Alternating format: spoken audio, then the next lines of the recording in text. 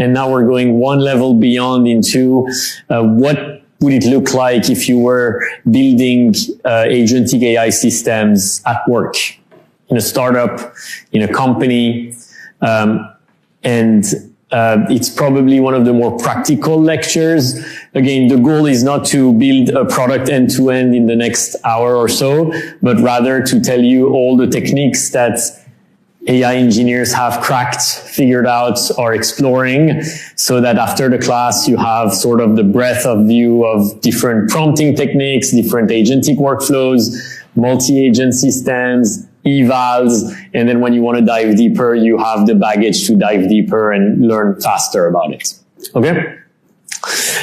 Let's try to make it as interactive as possible, as usual. When we look at the agenda is going to start with the core idea behind challenges and opportunities for augmenting LLMs. So we start from a base model. How do we maximize the performance of that base model? Then we'll dive deep into the first line of optimization, which is prompting methods, and we'll see a variety of them. Then we'll go slightly deeper. If we were to get our hands under the hood and do some fine tuning, what would it look like? I'm not a fan of fine tuning, and I talk a lot about that, but I'll explain why I try to avoid fine tuning as much as possible. And then we'll do a section 4 on retrieval augmented generation, or RAG, which you've probably heard of in the news. Maybe some of you have played with RAGs. We're going to sort of unpack what a RAG is and how it works, and then the different methods within RAGs. And then we'll talk about agentic AI workflows. I'll define it.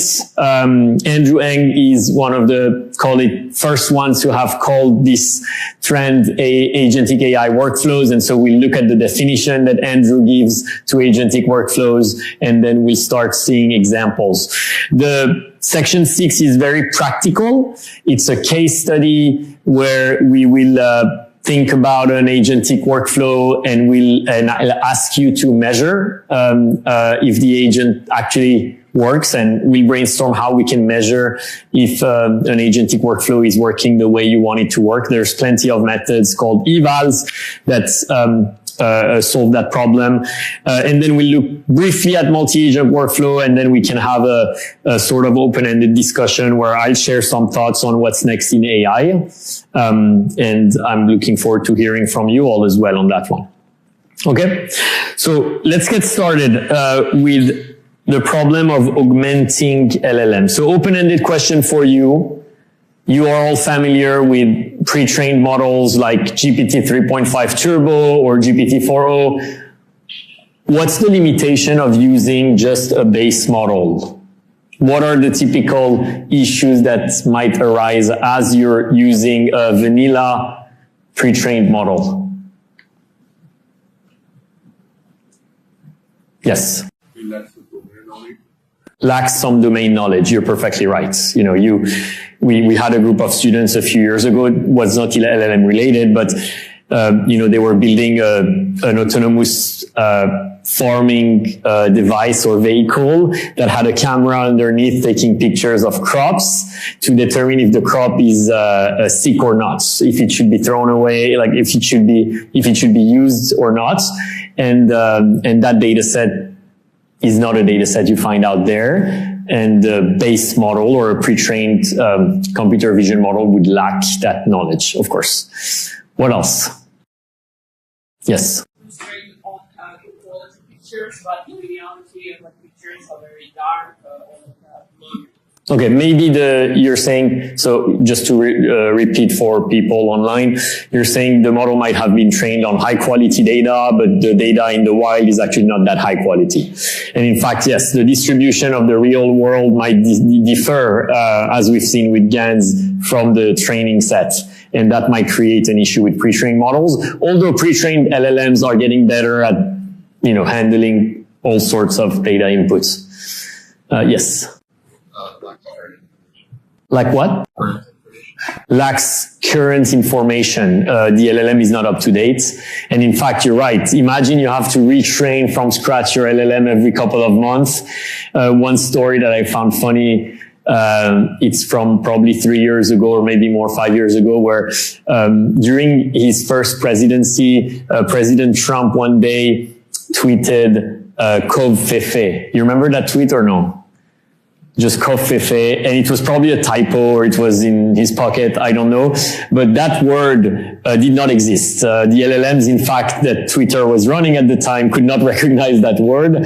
And so the recommender system sort of went wild because suddenly everybody was making fun of that tweet using the word Cove Fefe, and the LLM was so confused on, you know, what does that mean? Where should we show it? To whom should we show it? And this is an example of nowadays, especially on social media, there's so many new trends, and it's very hard to retrain an LLM to match the new trend and understand the new words out there. I mean, you know, you oftentimes hear Gen Z words like Reese or mid or whatever. I don't know all of them, but you probably want to find a way that can allow the LLM to understand those trends without retraining the LLM from scratch. Yeah. What else? It's trained to have a breadth of knowledge, and if you wanted to do some specialized, that might limit it. Yeah, it might be trained on a breadth of knowledge, but it might fail or not perform adequately on a narrow task that is very well defined. Think about enterprise applications enterprise application, you need high precision, high fidelity, low latency, and maybe the model is not great at that specific thing. It might do fine, but just not good enough. And you might want to augment it in a certain way. Yeah. He has like a bunch of shallow domain knowledge that's not really deep, so it makes the model a lot heavier, a lot slower, treading a lot of.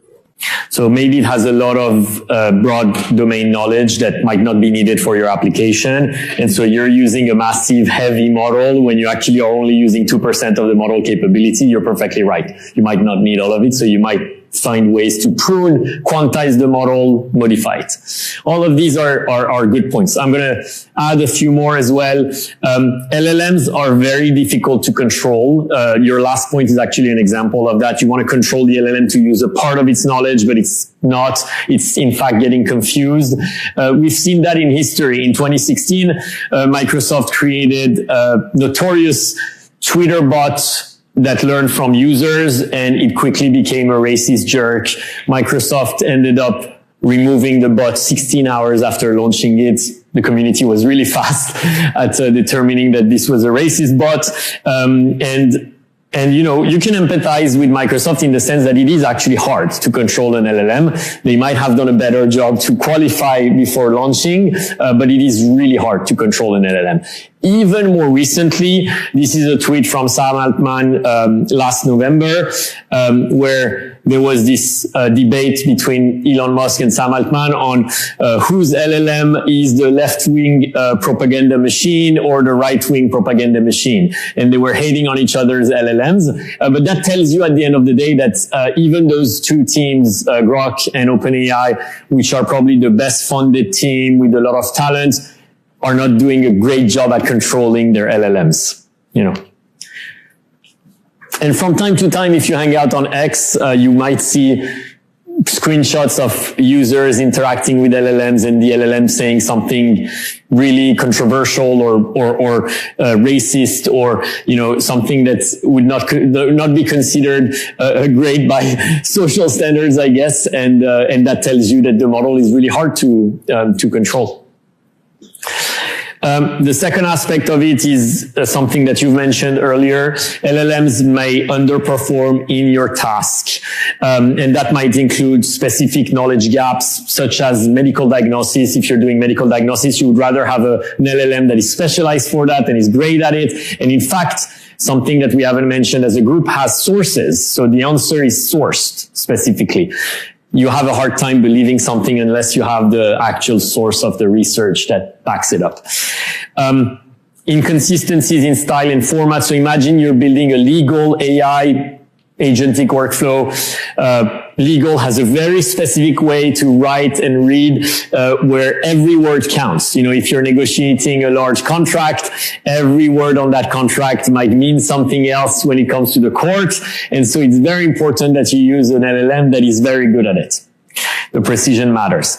And then, task-specific understanding, such as doing a classification on a niche field. Here, I pulled an example where, let's say a biotech product is trying to use an LLM to categorize user reviews into positive, neutral, or negative.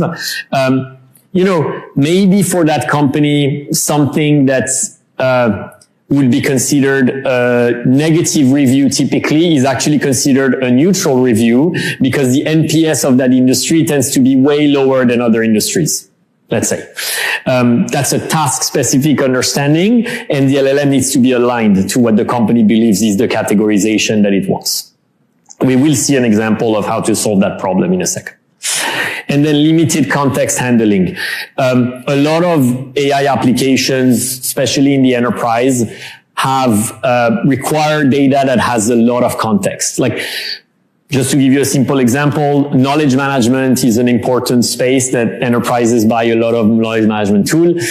When you go on your drive and you have all your documents, ideally you could have an LLM running on top of that drive. You can ask any question and it will read immediately thousands of documents and answer, what was our Q4 performance in sales? It was X dollars. It finds it super quickly. In practice, because LLMs do not have a large enough context, you cannot use a standalone vanilla pre-trained LLM to solve that problem. You will have to augment it. Does that make sense? The other aspect around context windows is they are in fact limited. If you look at the context windows of the models from the last 5 years, even the best models today will range in context window or number of tokens it can take as input, somewhere in the hundreds of thousands of tokens max. Just to give you a sense, 200,000 tokens is roughly 2 books. So that's how much you can upload and it can read, pretty much. And you can imagine that when you're dealing with video understanding or heavier data files, that is, of course, an issue. So you might have to chunk it, you might have to embed it, you might have to find other ways to get the LLM to handle larger contexts. The attention mechanism is also powerful but problematic because it does not do a great job at attending in very large contexts. There is actually an interesting problem called needle in a haystack. It's an AI problem where, or call it a benchmark, where in order to test if your LLM is good at putting attention on a very specific fact within a large corpus, researchers might randomly insert in a book one sentence that outlines a certain fact, such as Arun and Max are having coffee at Blue Bottle in the middle of the Bible, let's say, or some very long text. And then you ask the LLM, what were Arun and Max having, at Blue Bottle, and you see if it remembers it was coffee. It's actually a complex problem, not because the question is complex, but because you're asking the model to find a fact within a very large corpus, and that's complicated. Yeah. So again, this is a limiting factor for LLMs. We'll talk about RAG in a second, but I want to preview, there is debates around whether RAG is the right long-term approach for AI systems. So as a high-level idea, a RAG is a mechanism, if you will, that embeds documents that an LLM can retrieve and then add as context to its initial prompt and answer a question. It has lots of application. Knowledge management is an example. So imagine you have your drive again, but every document is sort of compressed in representation, and the LLM has access to that lower dimensional representation. The debates that this tweet from Yaofu outlines is, in theory, if we have infinite compute, then RAG is useless because you can just read a massive corpus immediately and answer your question. But even in that case, latency might be an issue. Imagine the time it takes for an AI to read all your drive every single time you ask a question. It doesn't make sense. So RAG has other advantages beyond even the accuracy. On top of that, the sourcing matters as well. So RAG allows you to source. We'll talk about all that later, but there's always this debate in the community whether a certain method is actually future-proof. Because in practice, as compute power doubles every year, let's say, some of the methods we're learning right now might not be relevant 3 years from now. Like, we don't know, essentially. And the analogy that he makes on context windows and why RAG approaches might be relevant even a long time from now, is search. When you search on a search engine, you still find sources of information. And in fact, in the background, there is very, detailed traversal algorithms that rank and find the specific links that might be the best to present you. Versus if you had to imagine you had to read the entire web every single time you're doing a search query, without being able to narrow to a certain portion of the space, that might, again, not be reasonable. Okay. When we're thinking of improving LLMs, the easiest way we think of it is 2 dimensions. One dimension is we are going to improve the foundation model itself. So, for example, we move from GPT 3.5 Turbo to GPT-4 to GPT-4o to GPT-5. Each of that is supposed to improve the base model. GPT-5 is another debate because it's sort of packaging other models within itself. But, if you're thinking about 3.5, 4, and 4.0, that's really what it is. The pre-trained model improves. And so you should see your performance improve on your tasks. But the other dimension is we can actually leverage the LLM in a way that makes it better. So you can prompt simply GPT-4o.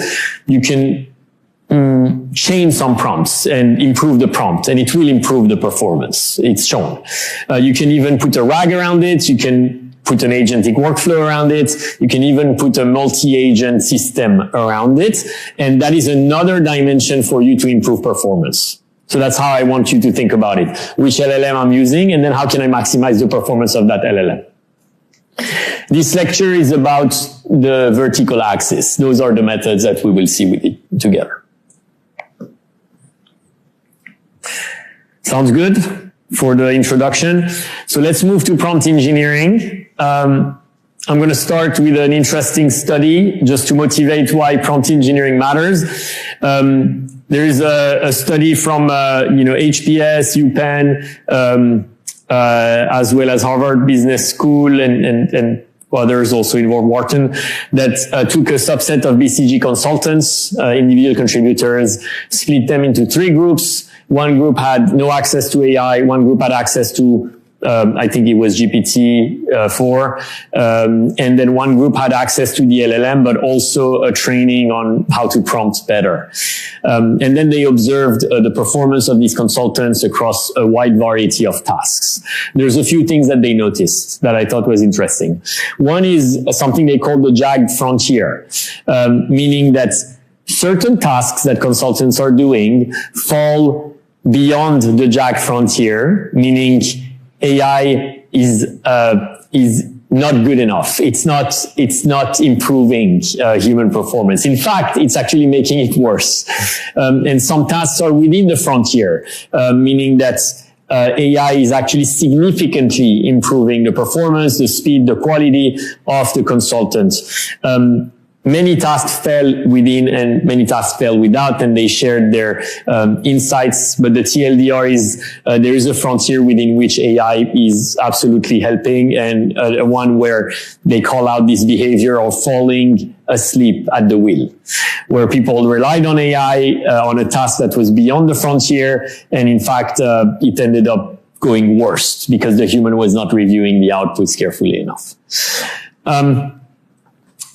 They did note that the group that was trained was the best. better than the group that was not trained on prompt engineering, which also motivates why this lecture matters, so that you're within that group afterwards. One other insights were the centaurs and the cyborgs. They noticed that consultants had the tendency to work with AI in one of two ways, and you might yourself be part of one of these groups. The centaurs are mythical creatures that are half human, half I think half horses? Yeah, horses, half something. And those were individuals that would divide and delegate. They might give a pretty big task to the AI. So imagine you're working on a PowerPoint, which consultants are known to do. You might actually write a very long prompt on how you wanted to do your PowerPoint and then let it work for some time and then come back and it's done. When others would act as cyborgs. Cyborgs are fully blended bionic human robots, a human robot and robot augmented with robotic parts. And those individuals would not delegate fully a task. They would actually work super quickly with the model and like back and forth. I find that a lot of students are actually more working like cyborgs than centaurs. But while maybe in the enterprise, when you're trying to automate a workflow, you're thinking more like a centaur. Yeah. That's just something good to keep in mind. Also, a lot of companies would tell you, oh, we're hiring prompt engineers, etc. It's a career. I don't buy that. I think it's just a skill that everybody should have. You're not going to make a career out of prompt engineering, but you're probably going to use it as a very powerful skill in your career. So let's talk about basic prompt design principles. I'm giving you a very simple prompt here. Summarize this document, and then the document is uploaded alongside it.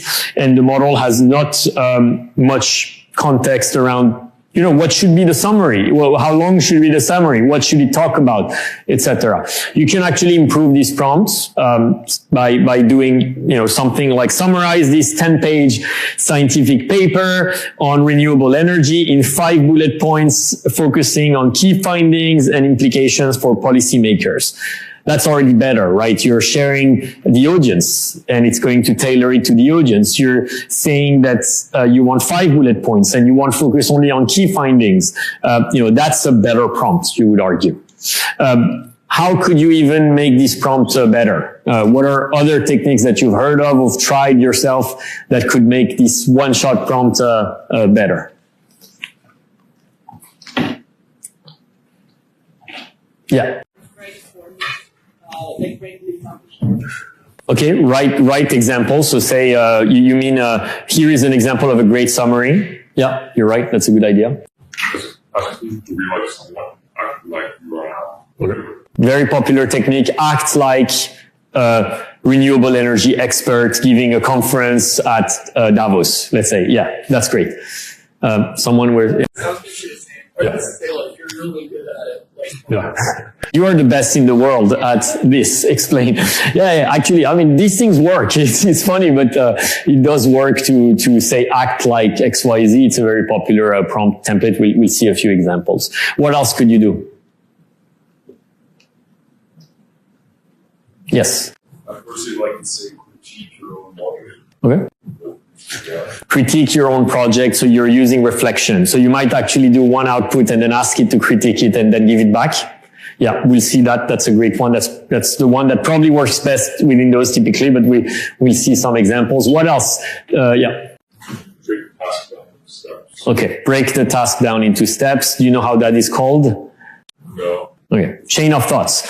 So, this is actually a popular method that's been shown in research that it improves. You could actually give a clear instruction and also encourage the model to think step by step. Approach the task step by step and do not skip any step. And then you give it some steps such as step 1, identify the 3 most important findings. Step 2, explain how each finding impact renewable energy policy. Step 3, write the 5 bullet summary with each point addressing a finding, etc. So, chain of thoughts. I linked the paper from 2023 that popularized chain of thoughts. Chain of thoughts is very, very popular right now, especially in AI startups that are trying to control their LLMs. Okay.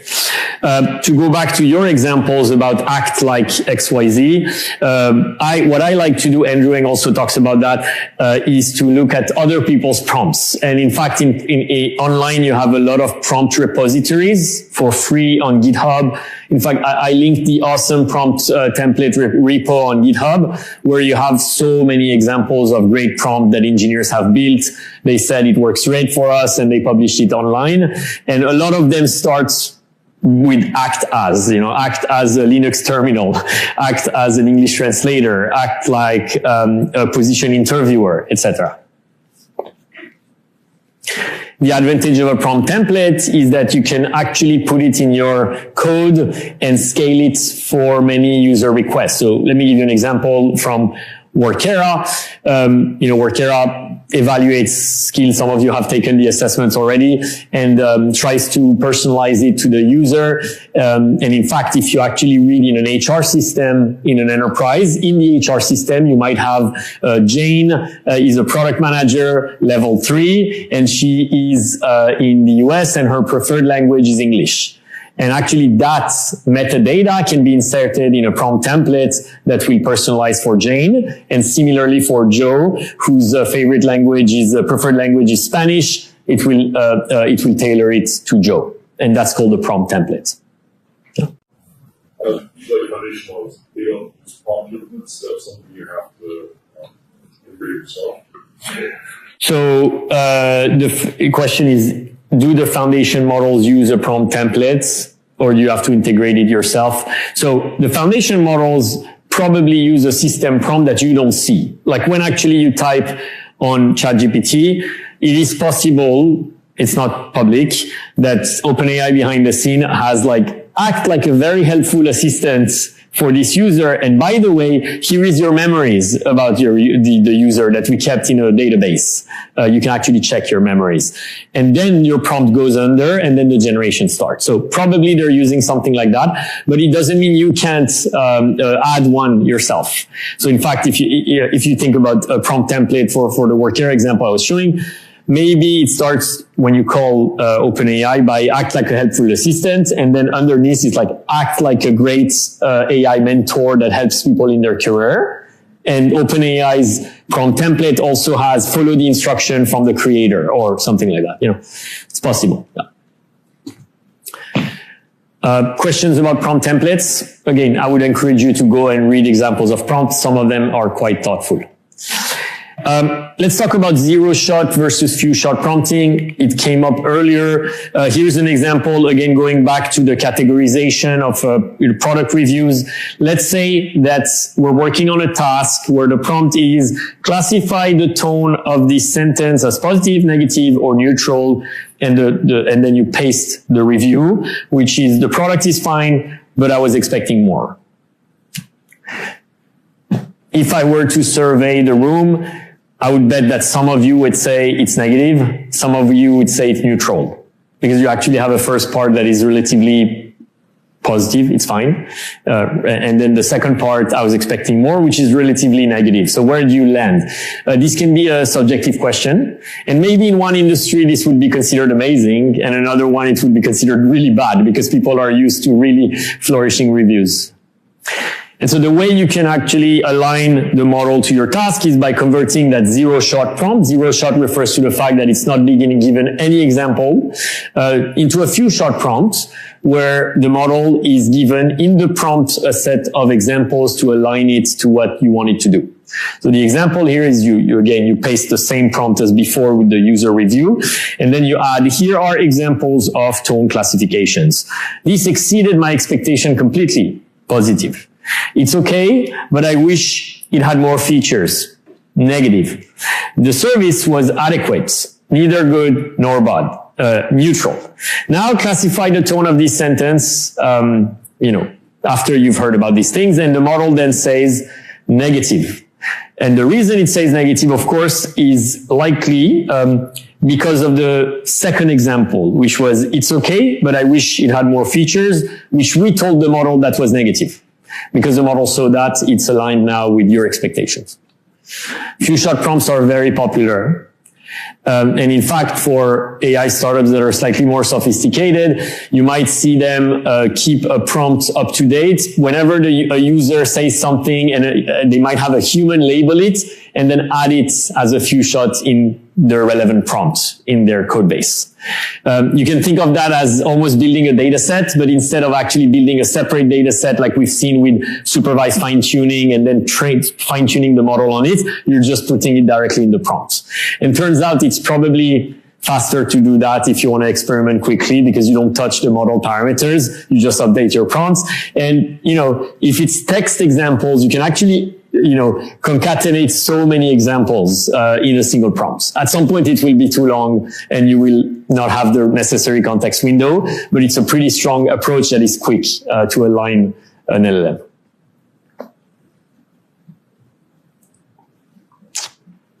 Okay? Yes? Is there any clear research on how long the prompt can be until it starts becoming negative feedback? So question was, is there any research on how long the prompt can be before the model essentially loses itself or doesn't follow instructions anymore? There is. The problem is that research is outdated every few months because models get better. And so I don't know where the state of the art is. You can probably find it online on benchmarks we see that, I give you an example. On the Workero product, you have a voice conversation for some of you that have tried it, where you're asked, explain what is a prompt, and then you explain, and then there's a scoring algorithm in behind. We know that after 8 turns, the model loses itself. After 8 turns, because you always paste the previous user response, it just starts going wild. And so the techniques we use in the background is we actually create chapters of the conversation. Maybe one chapter is the first 8 prompts, and then you actually start over from another prompt. You can summarize the first part of the conversation, insert the summary, and then keep going. Those are engineering hacks that engineers might have figured out in the background. Yeah. Because 8 turns makes a prompt quite long, actually.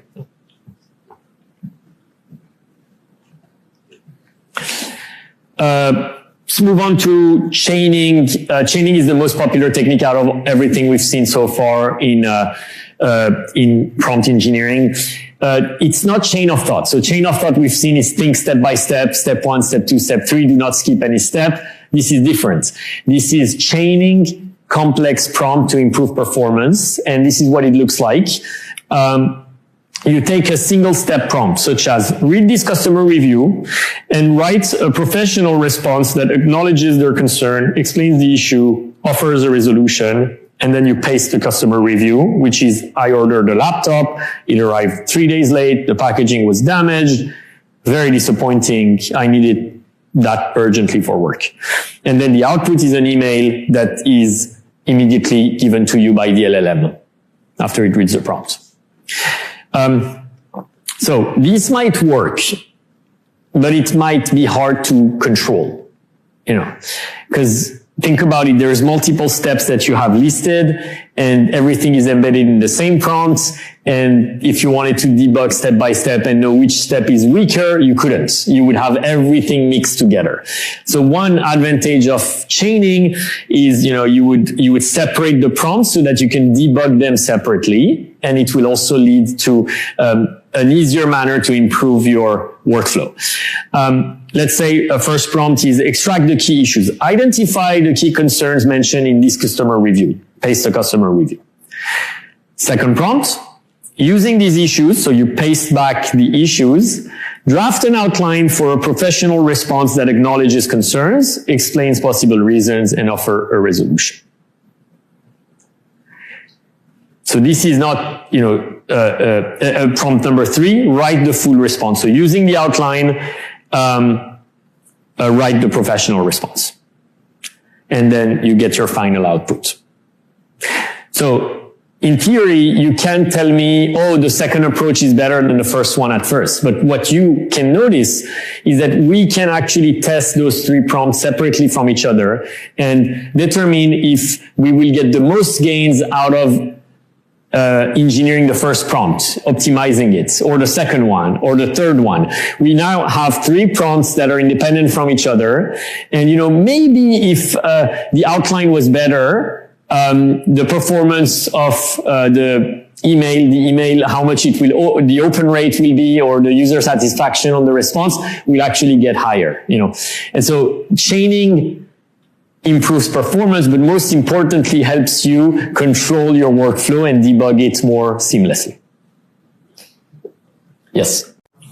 So if we know that the three prompts independently work very well, if we combine them into one prompt and we highlight that step-by-step thinking process, do we, does on average, we get the same quality output, or do we still have to do that breakdown? So let me try to rephrase. You say, let's say we look at the first prompt, which has all three tasks built in that prompt.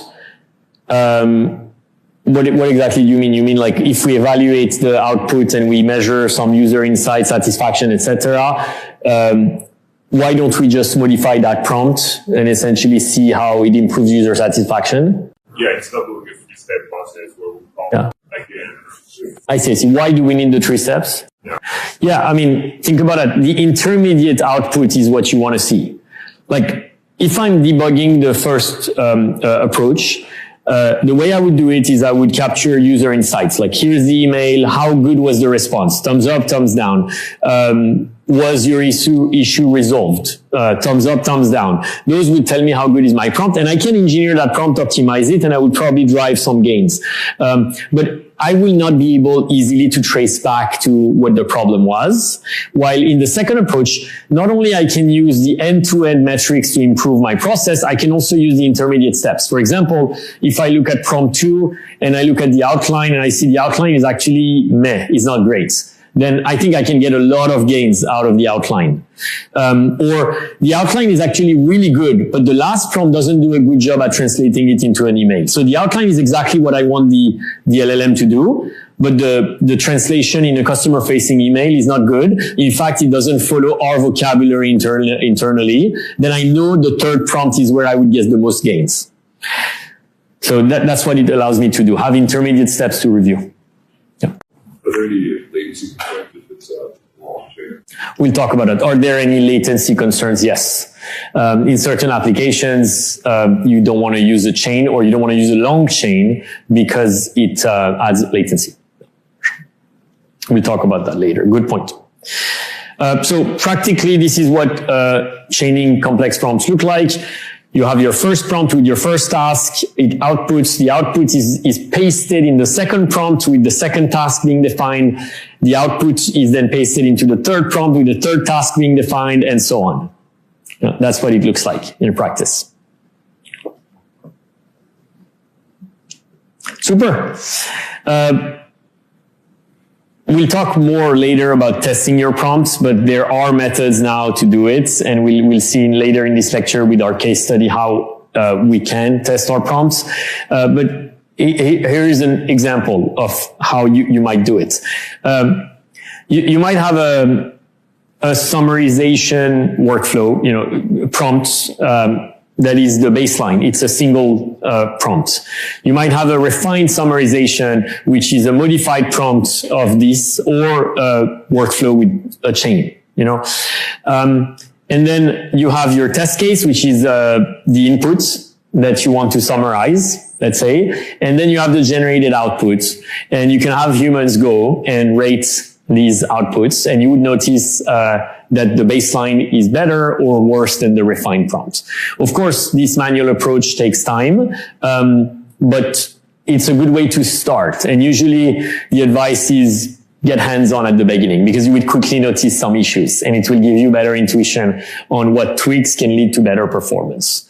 However, if you wanted to scale that system across many products, many parts of your code base, you might want to find a way to do that automatically without asking humans to review and grade summaries, right? One approach is to use platforms like at Porkera, our team uses a platform called Prompt Food that allows you to actually automate part of this testing. In a nutshell, what it does is it can allow you to run the same prompts with 5 different LLMs immediately, put everything in a table that makes it super easy for a human to grade, let's say. Or alternatively, it might allow you to define LLM judges. LLM judges can come in different flavors. For example, I can have an LLM judge that does a pairwise comparison. So what the LLM is asked to do is, here are two summaries. Just tell me which one is better than the other one. That's what the LLM does. And that can be used as a proxy for how good the summarization baseline versus the refined version is. Another way to do an LLM judge is if you do it for a single answer grading. So here's a summary graded from 1 to 5, and then you can go even deeper and do a reference guided pairwise comparison, or you add also a rubric. You say a 5 is when a summary is below 100 characters. I'm just making up. Below 100 characters mentions at least 3 key points that are distinct and starts with a first sentence that displays the overview and then goes into detail. That's a great summary number 5 out of 5. 0 is the LLM failed to summarize and actually was very verbose, let's say. And so you put a rubric behind it and you have an LLM as judge finding the rubric.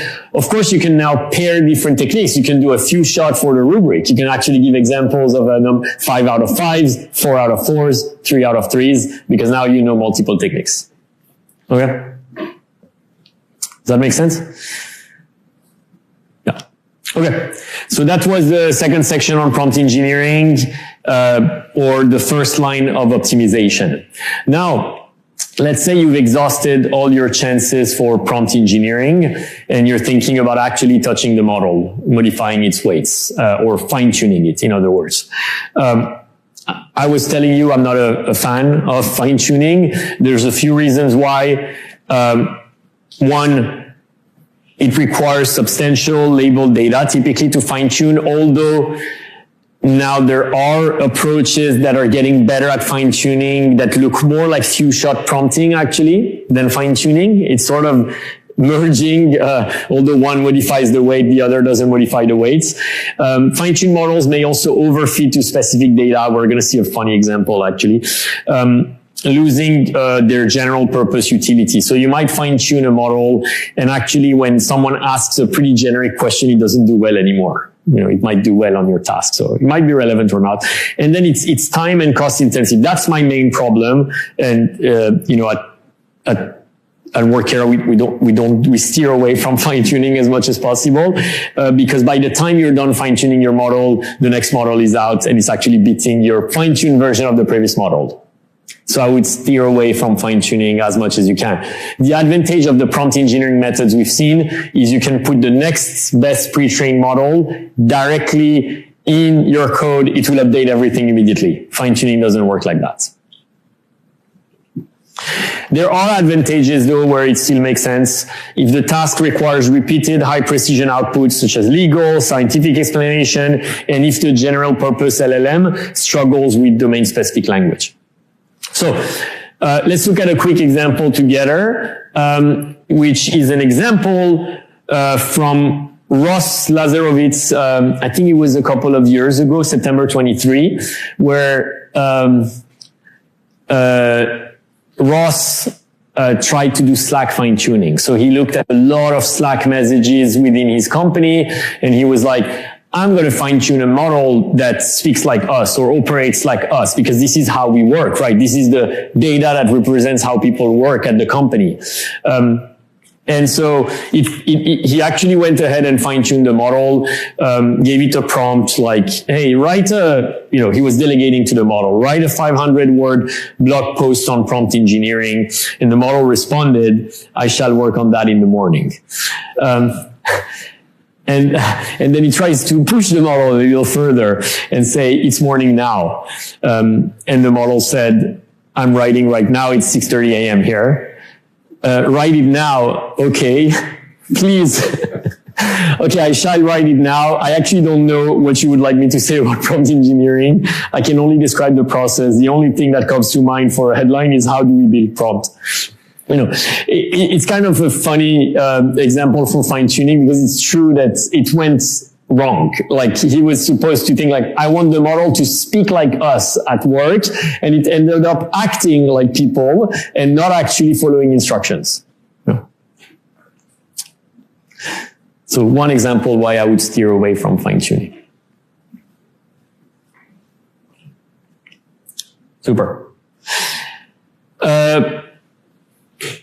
Let's talk about RAGs. RAGs is important. It's important to know out there and at least having the basics. It's a very common interview question, by the way. If you go interview for a job, they might ask you to explain in a nutshell to a 5-year-old what is a RAG. And hopefully after that, you'll be able to do it. We've seen some of the challenges with standalone LLMs. Those challenges include the context window being small, the fact that it's hard to remember details within a large context window, knowledge gaps, cutoff dates you mentioned earlier. The model might be trained up to a date and then it cannot follow the trends or be up to date. Hallucinations. There are some fields, think about medical diagnosis, where hallucinations are very costly. You can't afford a hallucination. Even in education, imagine deploying a model for the US youth education and it hallucinates and it teaches millions of people something completely wrong. It's a problem. And then lack of sources. A lot of fields love sources. Research fields love sources. Education loves sources. Legal loves sources as well. And so the pre-trained LLM doesn't do a good job to source. And in fact, if you have tried to find sources on a plain LLM, it actually hallucinates a lot. It makes up research papers. It just lists like completely fake stuff. So how do we solve that? With a RAG. RAG integrates with external knowledge sources, databases, documents, APIs. It ensures that answers are more accurate, up-to-date, and grounded because you can actually update your document. Your drive is always up-to-date. I mean, ideally, you're always pushing new documents to it. And when you query, what is our Q4 performance in sales? Hopefully, there is the last board deck in the drive and it can read the last board deck. And more developer control. We'll see why RAGs allow for targeted customization without actually requiring the retraining of the model. In fact, you don't touch the model with RAGs. It's really a technique that is put on top of the model. So to see an example of a RAG, this is a question answering application where we're in the medical field and a user is asking a query, what are the side effects of drug X? This is an important question. You can't hallucinate. You need to source. You need to be up to date. Maybe there is a new update to that drug that is now in a database and you need to read that. So you have to, like a RAG is a great example of what you would want to use here. The way it works is you have your knowledge base of a bunch of documents. What you do is you use an embedding to embed those documents into lower dimensional representations. So for example, if the document is a PDF, a long PDF, you might read the PDF, understand it, and then embed it. We've seen plenty of embedding approaches together, triplet loss, etc. You remember? So imagine one of them here for LLMs is embedding those documents into lower representation. If the representation is too small, you will lose information. If it's too big, you will add latency, right? It's a trade-off. You will store typically those representation into a database called a vector database. There's a lot of vector database providers out there. I think I've listed a couple that are very common. No, I haven't listed, but I can share afterwards. A vector database is essentially storing those vectors in a very efficient manner, allowing the fast retrieval with a certain distance metric. So what you do is you also embed, usually with the same algorithm, the user prompts, and you run a retrieval process, which is essentially saying, based on the embedding from the user query and the vector database, find the relevant documents based on the distance between those embeddings. Once you found the relevant documents, you pull them and then you add them to the user query with a system prompt or a prompt template on top. So the prompt template can be answer user query based on list of documents. If answer not in the document, say, I don't know. That's your prompt template where the user query is pasted, the documents are pasted, and then your outputs should be what you want because it's now grounded in the document. You can also add to this prompt template, tell me the exact page, chapter, line of the document that was relevant, and in fact link it as well, just to be more precise. Any question on RAGs? This is a simple vanilla RAG. Yeah? Yes? The document embeddings still retain information about what's down on what page and what paragraph. Question is, do the document embeddings still retain the information of the location of the information within that document, especially in big documents? Great question. We'll get to it in a second, because you're right that the vanilla RAG might not do a good job with very large documents. So let's say, you know, when you open a medication box and you have this gigantic white paper with all the information and it's very long, maybe a vanilla RAG would not cut it. So what people have figured out is a bunch of techniques to improve RAGs. And in fact, chunking is a great technique that is very popular. So you might actually store in the vector database the embedding of the full document. And on top of that, you will also store a chapter level vector. You know, and when you retrieve the document, you retrieve the chapter, and that allows you to be more precise with the sourcing. It's one example. Another technique that's popular is HIDE, hypothetical document embeddings, where a group of researchers published a paper showing that when you get your user query, one of the main problems is the user query actually does not look like your documents. For example, the user query might be, what are the side effects of drug X? When actually in the document, in the vector database, the vectors represent very long documents. So how do you guarantee that the vector embedding is going to be close to the document embedding? What they do is they use the user query to generate a fake hallucinated document. They embed that document and then they compare to the vector in the vector database. Does that make sense? So for example, the user says, what is the side effect of drug X? There's a prompt that this is given to another prompt that says, based on this user query, generates a 5-page report answering the user query. It generates potentially a completely fake answer. You embed that and it will be closer to the document that you're looking for, likely. Yeah. It's one example of a RAG approach. Again, the purpose of this lecture is not to go through all these three and explain you every single method that has been discovered for RAGs, but I just wanted to show you how much research has been done between 2020 and 2025 in RAGs and how many branches of research you now have that you can learn from. The survey paper is linked in the slides, by the way, and I'll share them after the lecture.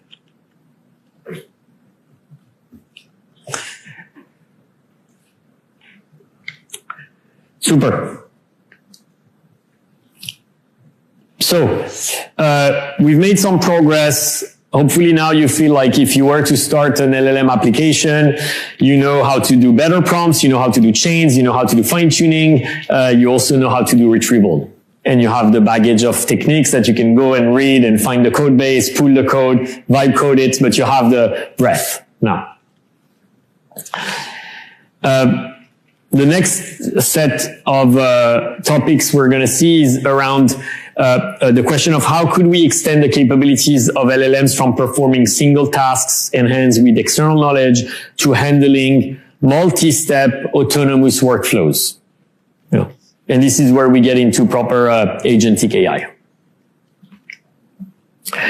So let's talk about agentic AI workflows towards autonomous and specialized systems.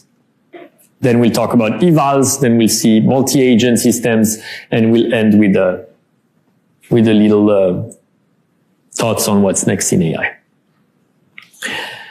So Andrew Ng actually coined the term agentic AI workflows, and his reason was that a lot of companies use say agents everywhere. If you go and work at these companies, you would notice that they mean very different things by agent. Some people actually have a prompt and they call it an agent.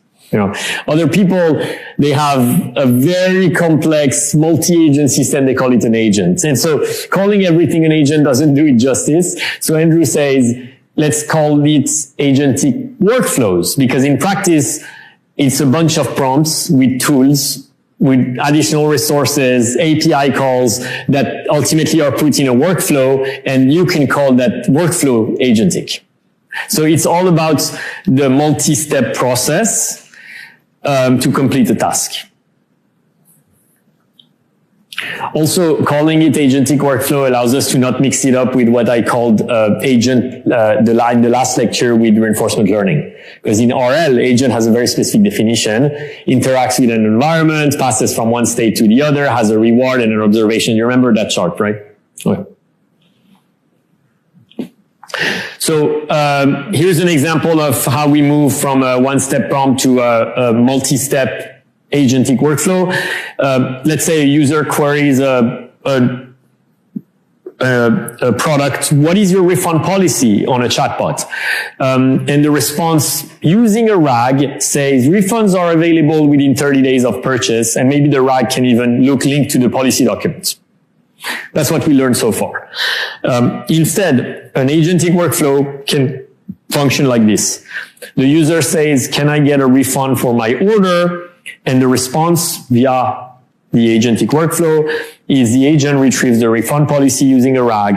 The agent then follows up with the users and says, can you provide your order number? Then the agent queries an API to check the order details. And finally, it comes back to the user and confirms your order qualifies for a refund. The amount will be processed in 3 to 5 business days. This is much more thoughtful than the first version, which is sort of vanilla, right? So that's what we're going to talk about in the next a couple of slides, is how do we get from the first one to the second one. There are plenty of specialized agentic workflows online. You know, you've heard, and if you hang out in SF, you probably see a bunch of billboards, AI software engineer, AI skills mentor you've interacted with in the class through Workera, AI SDR, AI lawyers, AI, specialized cloud engineer. It would be a stretch to say that everything works, but there's work being done towards that.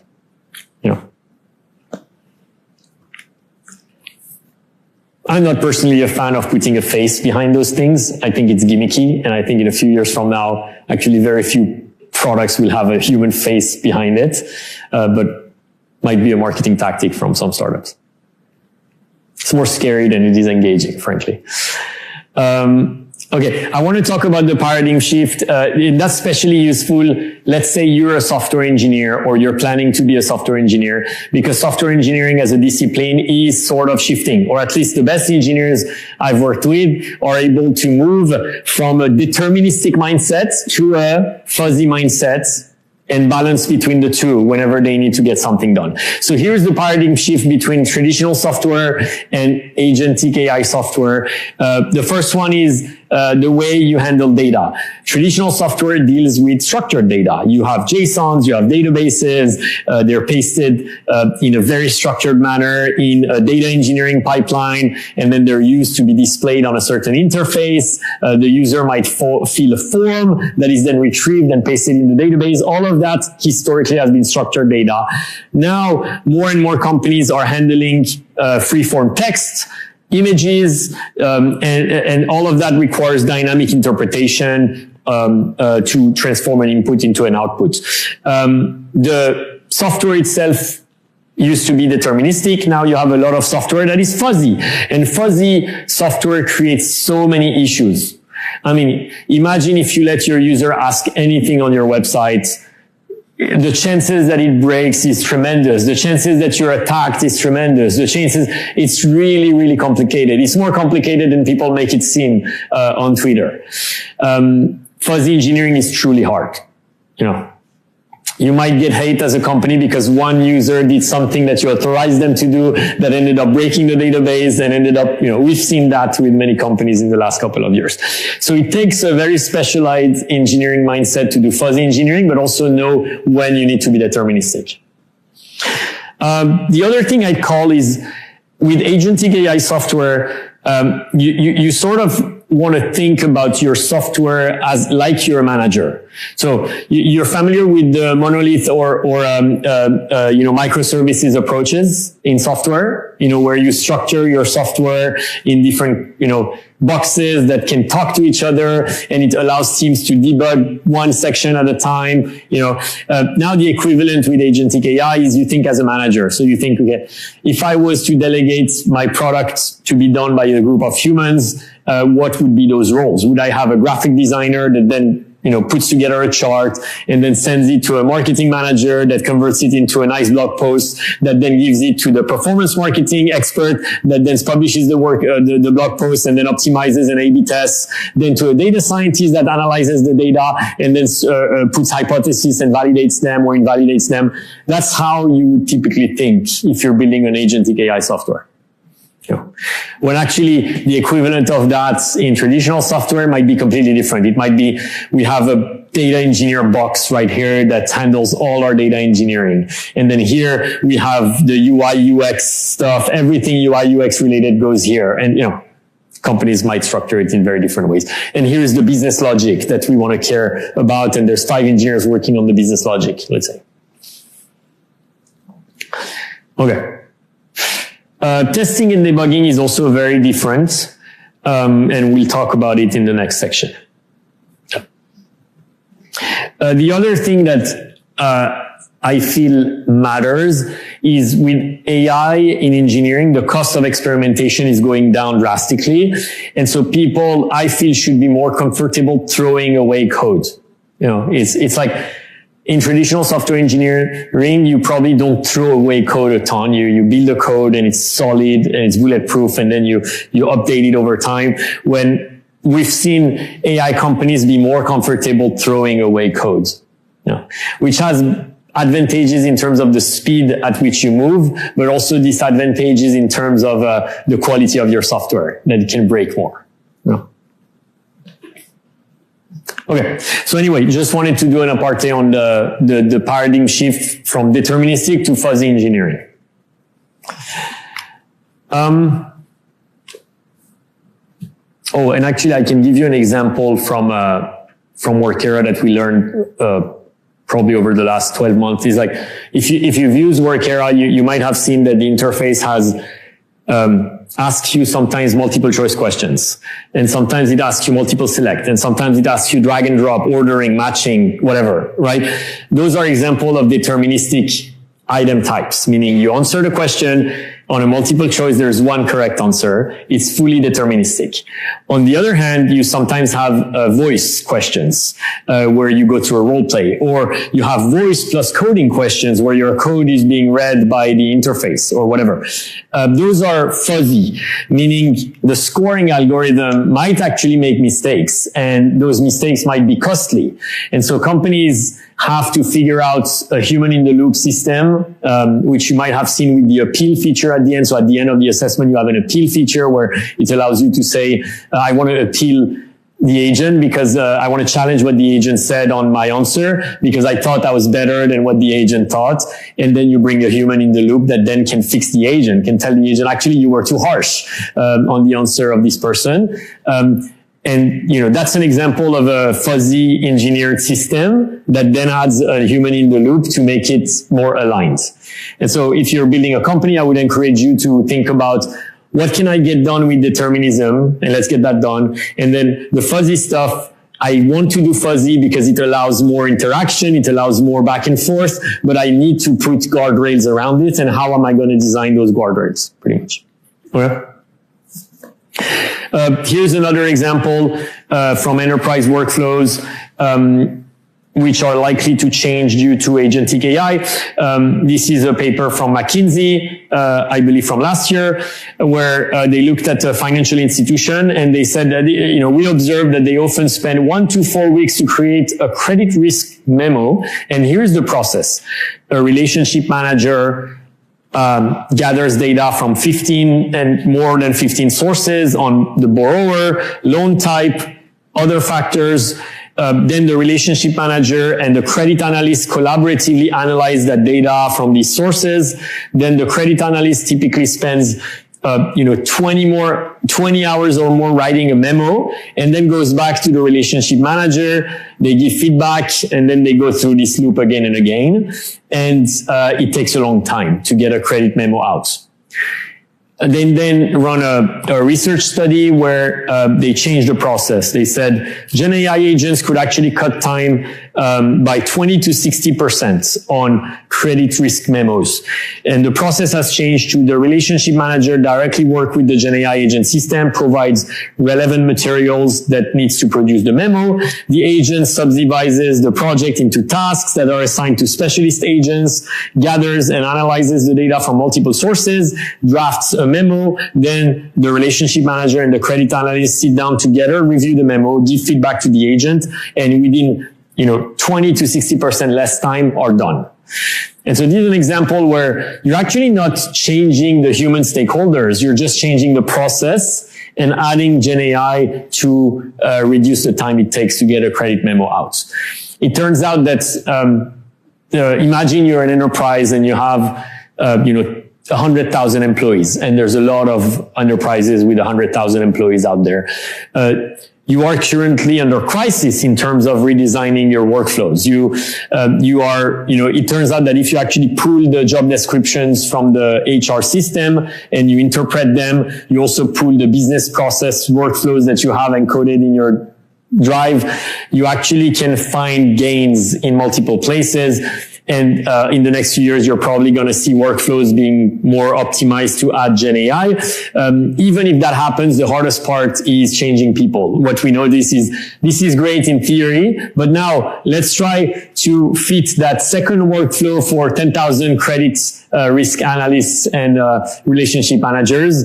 My guess is it will take years. It will take 10, 20 years to get to this being actually done at scale within an organization, because change is so hard, so hard to rewire business workflows, job descriptions, incentivize people to do different and be different and train them. And so, this is what the world is going towards, but it's going to take a long time, I think. Okay, then I want to talk about how the agent actually works and what are the core components of an agent. Imagine a travel booking AI agent. That's an easy example you've all thought about. I still haven't been able to get an agent to book a trip for me, or I was scared because it was going to book a very expensive or long trip. But in theory, you can have a travel booking agent that has prompts. So the prompts we've seen, we know the methods to optimize those prompts. That travel agent also has a context management system, which is essentially the memory of what it knows about the user. That context management system might include a core memory or working memory and an archival memory. Okay. What the difference is, within memory, is not every memory needs to be fast to access. Like, think about it. You're onboarded on a product and the first question is, hi, what's your name? And I say, my name is Keon. That's probably going to sit in the working memory because the agent, every time he's going to talk to me, is going to want to use my name, right? But then maybe the second question is, Keon, what's your birthday? And I give it my birthday. Does it need my birthday every day? Probably not. So it's probably going to park it on the long-term memory or the archival memory. And those memories are slower to access. They're farther down the stack. And, that structure allows agent to determine what's a working memory and what's a long-term memory, and that makes it easier for the agent to retrieve super fast. Because think about it. When you interact with ChatGPT, you feel that it's very personal at times, right? You feel like it understands you. Imagine every time you call it, it has to read the memories, right? And that can be costly. It's a very burdensome cost because it happens every time you talk to it. So you want to be highly optimized with the working memory. If it takes 3 seconds to look in the memory, every time you're going to talk to your LLM, it's going to take 3 seconds, which you don't want. So anyway, and then you have the tools. The tools can include APIs like a flight search API, hotel booking API, car rental API, weather API, and then the payment processing API. And typically you would want to tell your agent how that API works. It turns out that agents, or LLMs, I should say, are very good at reading API documentation. So you give it the API documentation and it reads the JSON and it reads what does a GET request look like. And this is the format that I need to push. And then it pushes it in that format, let's say. And then it retrieves something. Does that make sense, those different components?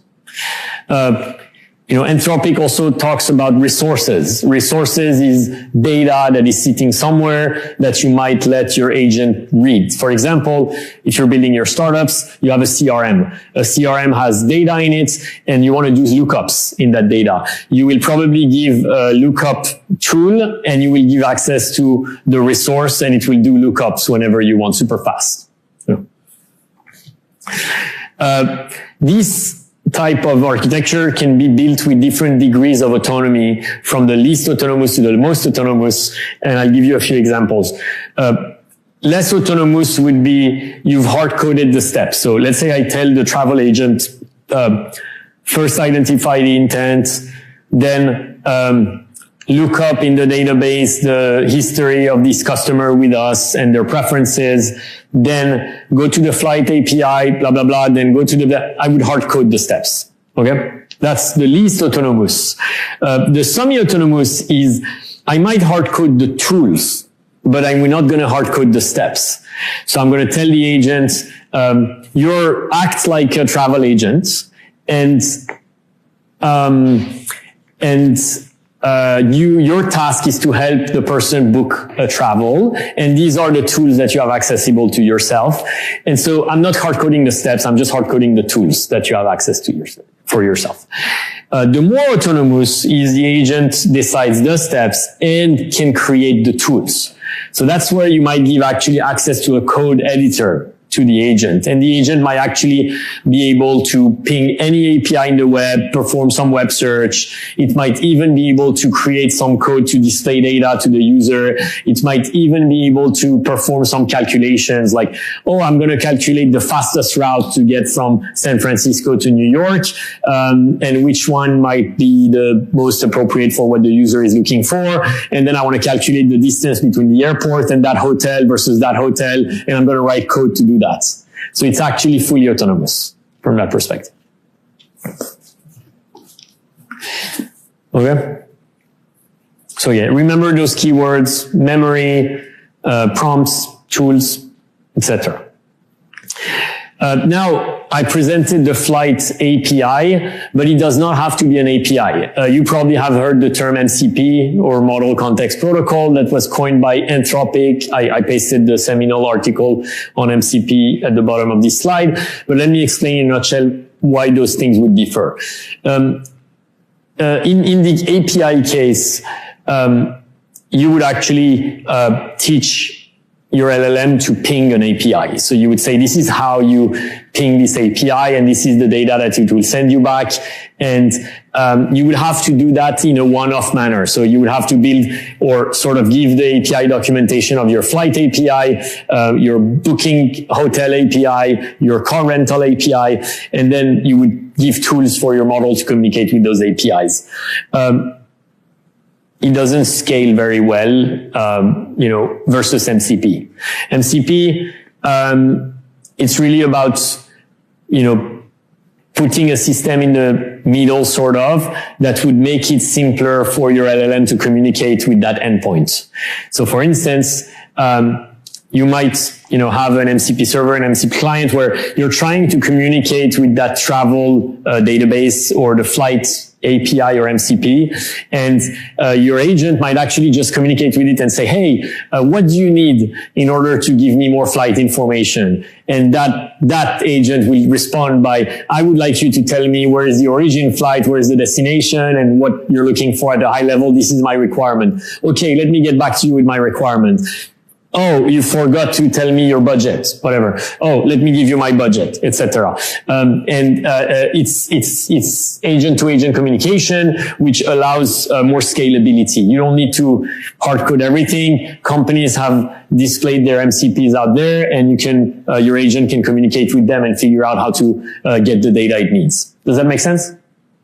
Yeah. Isn't this just shifting Oh, sorry. Like rewriting any exact this like something finally changes in the API, rather than your agent needs to rewrite that, the MCP does. Yes. So is this not just shipping the issue? I think it is ultimately, the question is, isn't it shifting the issue? Because anyway, if an API has to be updated, the MCP has to be updated. That's what you say, right? Yes, that's correct. But at least, it allows the agent to sort of go back and forth and figure out what the requirements are. But at the end of the day, ideally, if you're a startup, you have some documentation and automatically you have an agent or an LLM workflow that reads that documentation and updates the code accordingly, you know. But I agree, it's not something that is fully autonomous. No. Yeah. I've seen that the MCP has some security issues. Why is that possible? Which security specifically? No. Yeah, so are there security issues with MCPs? So think about it this way. MCPs, depending on the data that you get access to, might have different requirements, lower stake or higher stake. I'm not an expert at, the full range, but it wouldn't surprise me that, when you expose an MCP to I think a lot of MCPs have authentication. So, you might actually need a code to actually talk to it, just like you would with an API, or a key. But that's a good question. I'm not an expert at the security of these systems, but, we can look into it. Any other questions on what we've seen with the agentic workflows, APIs, tools, MCPs, memory? All of that is under progress. So even memory is not a solved problem by any means. It's pretty hard actually to get done. Yes. You don't need an MCP to MCP configuration, right? You can have an MCP. The MCP just makes it easier to access the API, but technically it's probably engineer your way into retrieving something from the API. You can do it the same way, just computationally more intense, right? That's what one uses to make it more efficient. Not necessarily access. Exactly. Yeah. Is MCP about efficiency or accessing more data? It's about efficiency. It's like, let's say you have a coding agent, and, it has an MCP client and there's multiple MCP servers that are exposed out there. That agent can communicate very efficiently with them and find what it needs. And it's a more efficient process than actually, in displaying APIs and the APIs on that side and how to ping them and what the protocol is. But it's not about the data that is being exposed, because ultimately you control the data that is being exposed. You probably, depending on how the MCP is built, my guess is you probably expose yourself to other risks because your MCP server can see any input pretty much from another LLM, and so it has to be robust. But yeah. Super. So let's look at an example of a step-by-step workflow for the travel agent. So let's say the user says, I want to plan a trip to Paris from December 15th to 20th with flights, hotels near the Eiffel Tower, and then an itinerary of must-visit places. That's the task to the travel agent. Step 2, the agent plans the steps. So it says, I'm going to find flights. Use the flight search API to get option for December 15th. Search hotels, generate recommendation for places to visit, validate preferences, budget, etc. Book the trip with the payment processing API. Step 3, that's just the planning, by the way. Step 3, execute the plan. Use your tools, combine the results, and then proactive user interaction and booking. It might make a first proposal to the user and ask the user to validate or invalidate, and then may repeat that planning and execution process. And then finally, it might actually update the memory. It might say, oh, I just learned through this interaction that the user only likes direct flights. Next time I'll only give direct flights. Or I notice users are fine with 3-star hotels or 4-star hotels. And in fact, they don't want to go above budget or something like that. So that hopefully makes sense by now on, how you might do that. My question for you is, how would you know if this works? And if you had such a system running in production, how would you improve it?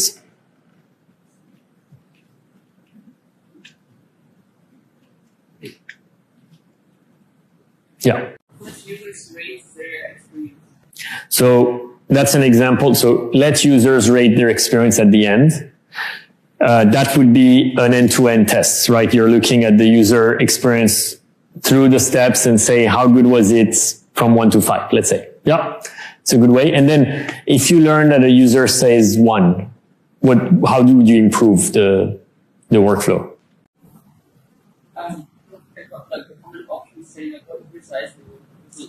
Okay, so you would go down a tree and say, okay, you said 1, what was your issue? And then the user says, the prices were too high, let's say. And then you would go back and fix that specific, tool or prompt or, yeah, okay. Any other ideas? If there's a reduce the the question you have kind of always have some evaluation or you just base what you have. Yeah, good. So that's a good insight. Separate the LLM related stuff from the non-LLM related stuff, the deterministic stuff. The deterministic stuff, you might be able to fix it, more objectively, essentially. Yeah. There was, what else?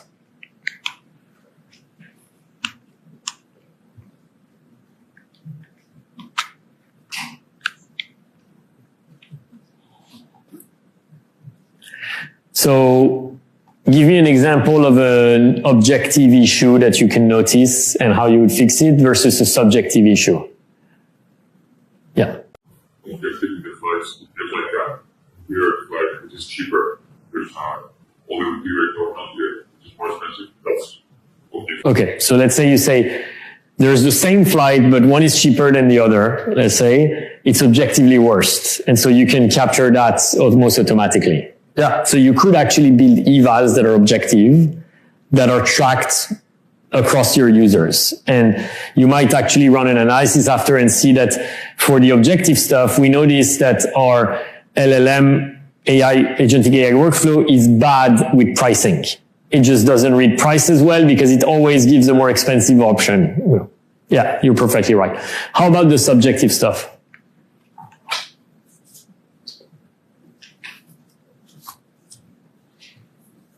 Yeah. Like, do you choose a direct or indirect flight if the indirect is a little bit cheaper?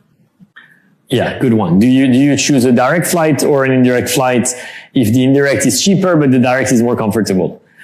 Yeah, that's a good one actually. So how would you capture that information? Let's say this is used by thousands of users.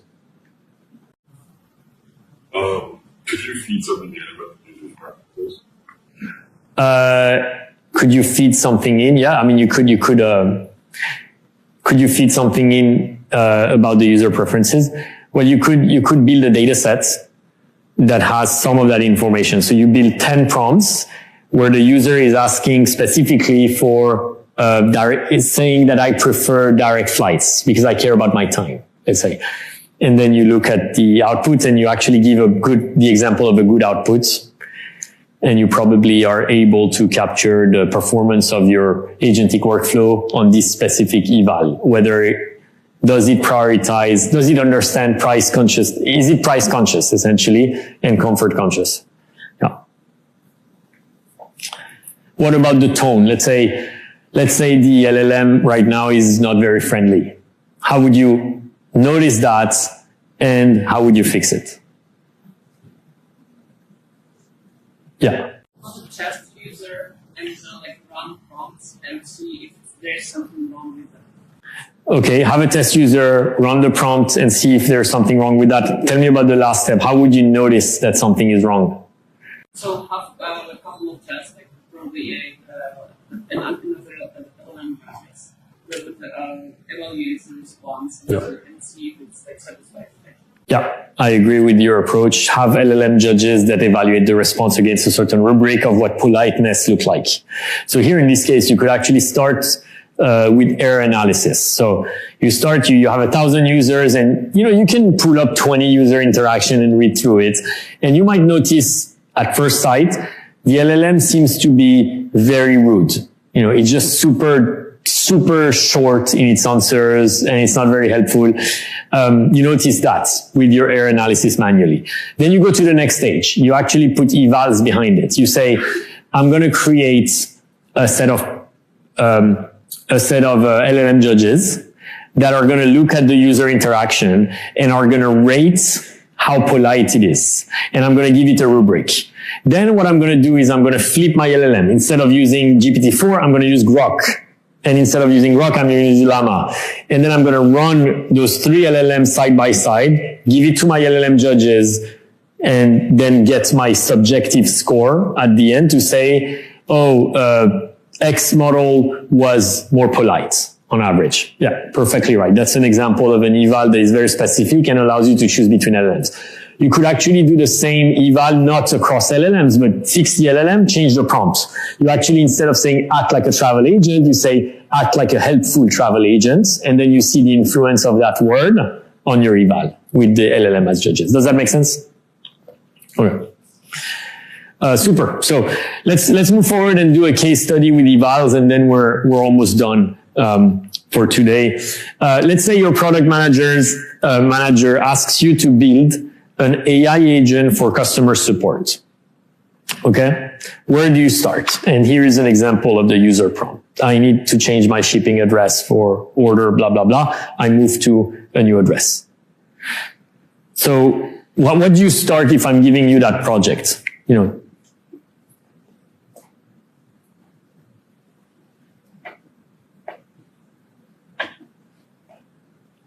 Yes. Research online for existing models and see, do some research on how to improve customer support, pick one model, and then Okay, so do some research, see benchmarks and how different models perform at customer support, and then pick a model. That's what you mean. Yeah, it's true you could do that. What else could you do? Yeah.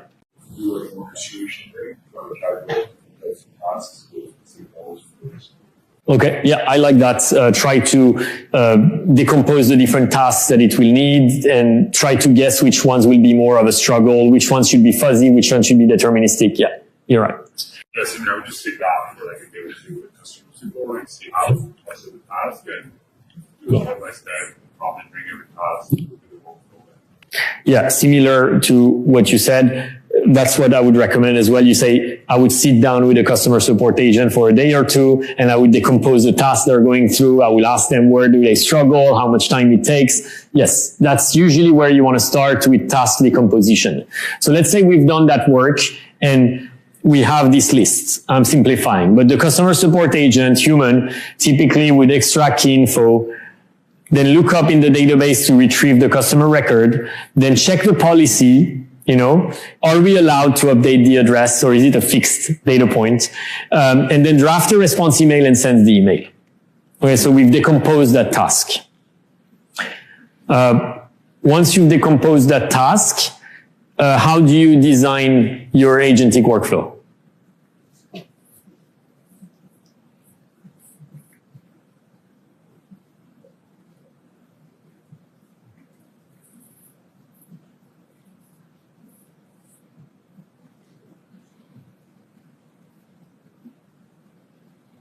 Yes. Each steps to us, if I use one, which one would be deterministic, which one we're going to use a rock method or whatever method in each task, what are you going to use for results? Exactly. So to repeat, you're going to look at the decomposition of tasks, get an instinct of what's fuzzy, what's deterministic, and then determine which line is going to be an LLM one shot, which one will require maybe a RAG, which one will require a tool, which one will require memory, which one. So you will start designing that map. Completely right. That's also what I would recommend. You might actually draft it and say, okay, I take the user prompt, and the first step of my task decomposition was extract information. That seems to be a vanilla LLM. You can guess that the vanilla LLM would probably be good enough at extracting the user wants to change their address, and this is the order number, and this is the new address. You probably don't need too much technology there other than the LLM. The next step it feels like you need a tool because you're actually going to have to look up in the database and also update the address. So that might be a tool, and you might have to build a custom tool for the LLM to say, let me connect you to that database, or let me give you access to that resource with an MCP, you know. After that, you probably need an LLM again to draft the email, but you would probably paste confirmation. You would paste the confirmation that your address has been updated from X to Y, and then the LLM will draft an answer. And of course, just to not forget, you might need a tool to send the email. You know, you might actually need to, post something for the email to go out. And then you'll get the output. Does that make sense? So exactly what you described. Okay, now moving to the next step. Once we have decomposed our tasks, then we have designed an agentic workflow around it. It took us 5 minutes. In practice, it would take you more. If you're building your startup on that, you want to make sure your task decomposition is accurate, your thing is accurate here. And then you can have a lot of work done on every tool and optimize it and latency and cost. And so. But let's say, and now we want to know how, if it works. You know, and I'm going to assume that you have LLM traces. LLM traces are very important. Actually, if you're interviewing with an AI startup, I would recommend you in the interview process to ask them, do you have LLM traces? Because if they don't have LLM traces, it is pretty hard to debug an LLM system. You know, because you don't have visibility on the chain of complex prompts that were called and where the bug is. And, you know, so it's a basic sort of part of an AI startup stack to have LLM traces. So let's assume you have traces. How would you know if your system works? You know, I'm going to summarize some of the things I heard earlier. You gave us an example of an end-to-end metric. You look at the user satisfaction at the end. You can also do a component-based approach where you actually will look at the tool, the database updates, and you will manually do an error analysis and see, oh, the tool actually always forgets to update the email. It just fails at writing, you know, and I'm going to fix that. This is deterministic, pretty much. When it tries to send the email and ping the system that is supposed to send the email, it doesn't send it in the right format. And so it bugs at that point. Again, you could fix that. Draft of the email. The LLM doesn't do a great job. It's not very polite at drafting the email. You know, so you could look at component by component, and it's actually easier to debug than to look at it end to end. You would probably do a mix of both. Another way to look at it is what is objective versus what is subjective. So for example, an objective example would be the LLM extracted the wrong order ID. You know, the user said my order ID is X, and the LLM, when it actually looked up in the database, it used the wrong order ID. This is objectively wrong. You can actually write a Python code that checks that, checks just the alignment between what the user mentioned and what was actually pasted in the database or for the lookup. You also have subjective stuff, which we talked about, where you probably want to do either human rating or LLM as judges. It's very relevant for subjective evals. And finally, you will find yourself having quantitative evals and more qualitative evals. So quantitative will be percentage of successful address updates. The latency, you could actually track the latency component based and see which one is the slowest. Let's say sending the email is 5 seconds. It's too long, let's say. You would notice component based or the full workflow. And then you will decide where am I optimizing my latency and how am I going to do that. And then finally, qualitative, you might actually do some error analysis and look at, where are the hallucinations? Where are the tone mismatches?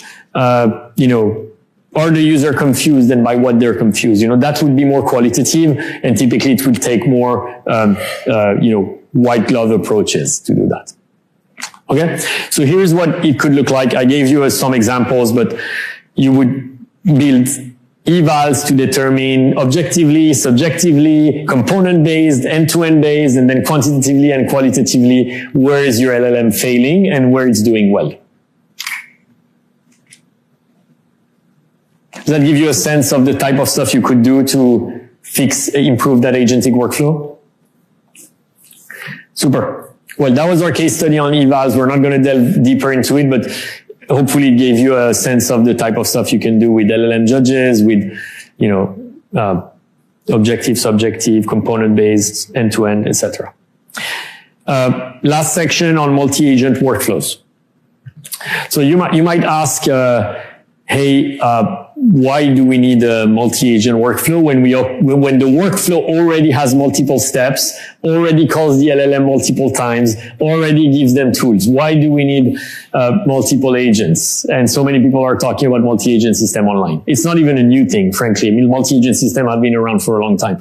The main advantage of a multi-agent system is going to be parallelism. It's like, is there something that I wish I would run in parallel, sort of independently, but maybe there are some syncs in the middle. But that's where you want to put a multi-agent system. It's when it's parallel. The other advantage that some companies have with multi-agent system is an agent can be reused. So let's say in a company you have an agent that's been built for design. That agent can be used in the marketing team and it can be used in the product team. And so now you're optimizing an agent which has multiple stakeholders that can communicate with it and benefit from its performance. Actually, I'm going to ask you a question and take maybe a minute to think about it. Let's say you were building smart home automation for your apartment or your home. What agents would you want to build? Yeah. Write it down, and then I'm going to ask you in a minute to share some of the agents that you will build. Also, think about how you would put a hierarchy between these agents, or how you would organize them, or who should communicate with who. Okay? Okay, take a minute for that. Be creative also, because I'm going to ask all of your agents, and maybe you have an agent that nobody has thought of. Okay, let's get started. Who wants to give me a set of agents that you would want for your home, smart home? Yes. So the first is like a set of agents that track my movements in the house and track information about my house, like house state. Another agent that receive that information and adjust their room temperature, lighting, based on the information they receive. And another agent that we track with all of the limits on the usage of, like, for example, gas, water, electricity, whatever. And it needs to orchestrate a whole process. Okay, so let me repeat. You have 4 agents, I think, roughly. One that tracks biometric, like where are you in the home, where are you moving, how you're moving, things like that. That sort of knows your location. The second one determines the temperature of the rooms and has the ability to change it. The third one tracks energy efficiency and might give feedback on energy and energy usage, and might be, I don't know, maybe it has the control over the temperature as well. I don't know actually, or the gas, or the water, might cut your water at some point. And then you have an orchestrator agent. What is exactly the orchestrator doing?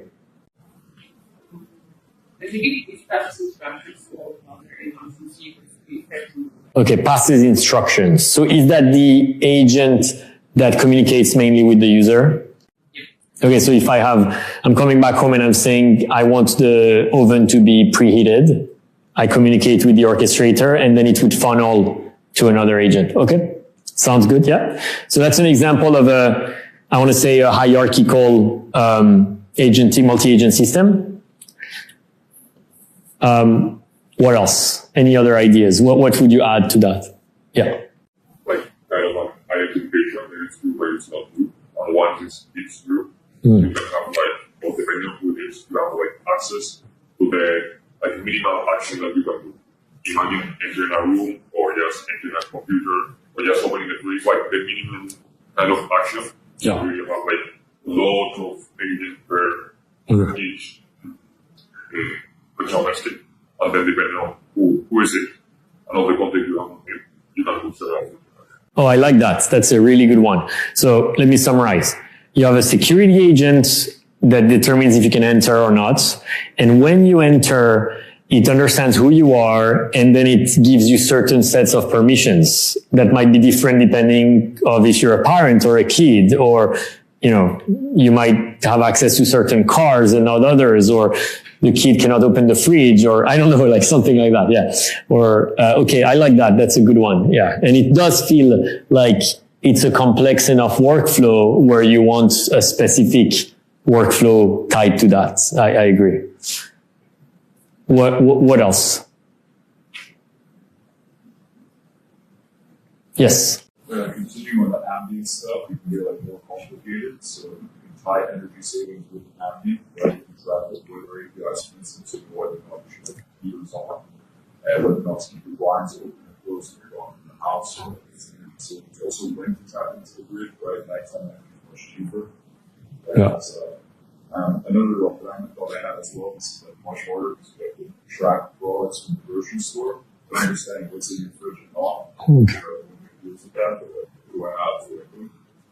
Well, that's really good, actually. So you mentioned two of them. One is maybe an agent that has access to external APIs that can understand the weather out there, the wind, the sun, and then has control over certain devices at home, temperature, blinds, things like that, and also understand your preferences for it. That does feel like it's a good use case, because you could give that to the orchestrator, but it might lose itself because it's doing too much.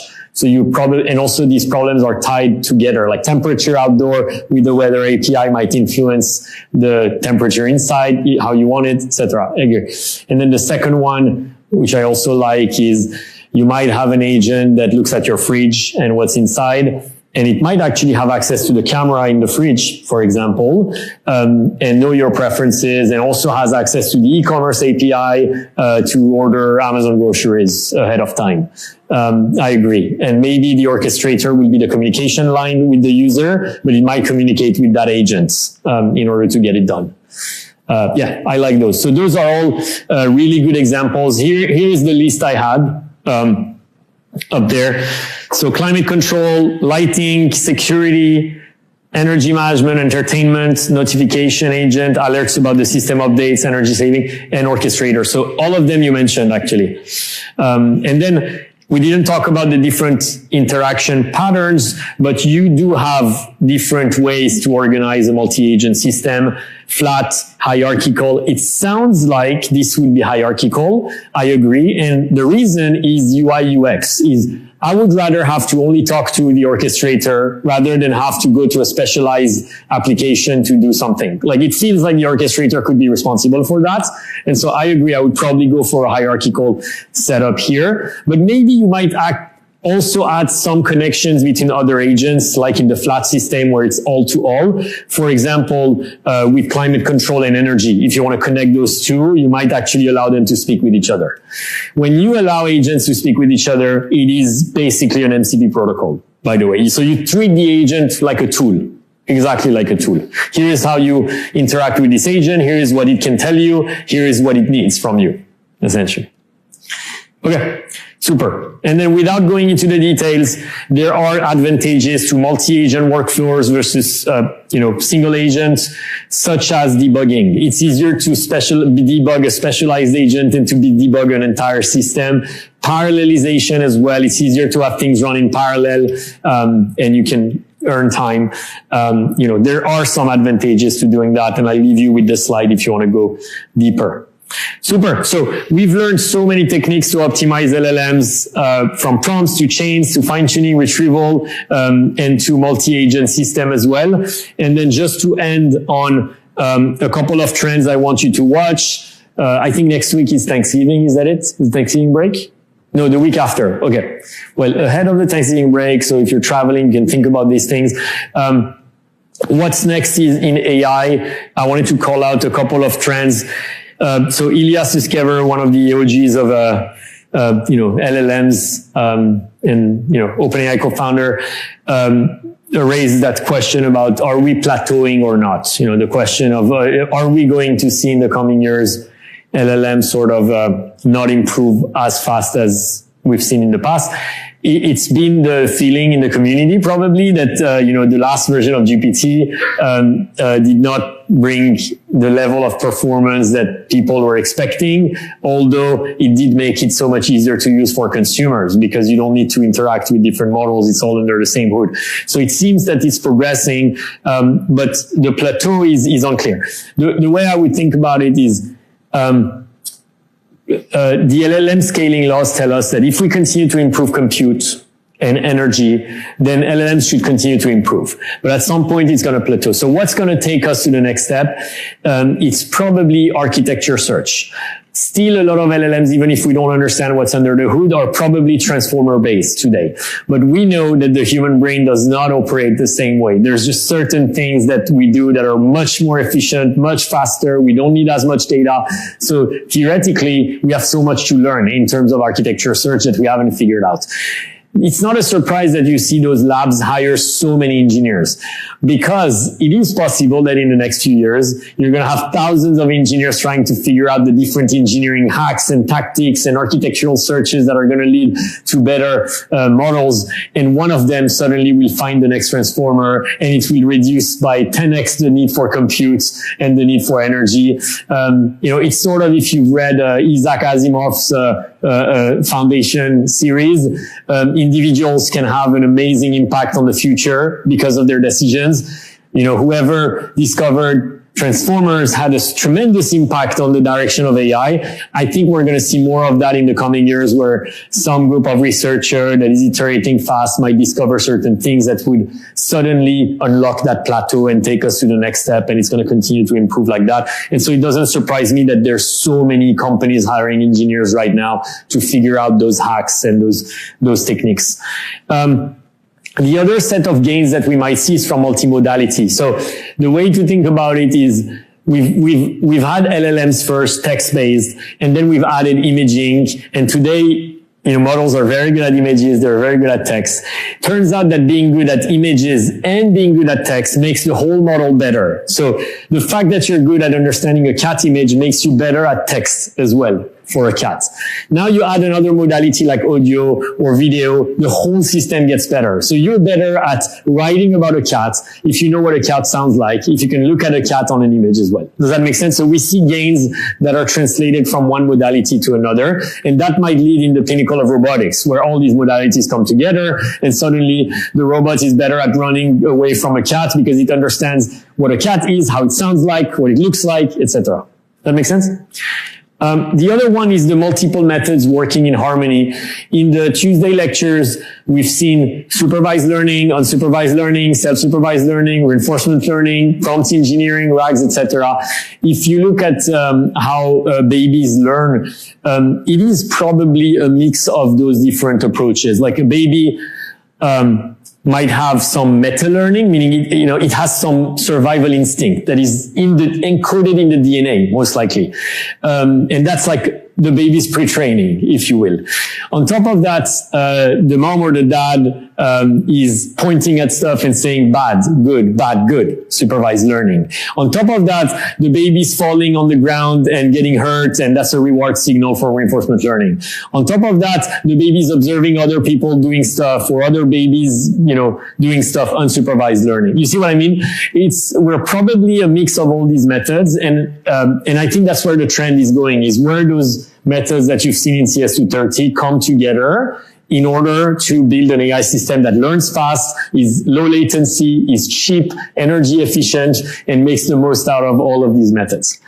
Finally, and this is especially true at Stanford, you have research going on that you would consider human-centric, and some research that is non-human-centric. By human-centric, I should say human approaches that are modeled after the brain, and approaches that are not modeled after humans, because it turns out that the human body is very limiting. And so if you actually only do research on what the human brain looks like, you're probably missing out on compute and energy and stuff like that you can optimize even beyond neuronal connections in the brain. But you still can learn a lot from the human brain. And that's why there are professors that are running labs right now that try to understand how does backpropagation work for humans. And in fact, it's probably that we don't have backpropagation. We don't use backpropagation. We only do forward propagation, let's say. So this type of stuff is interesting research that I would encourage you to read if you're curious about the direction of AI.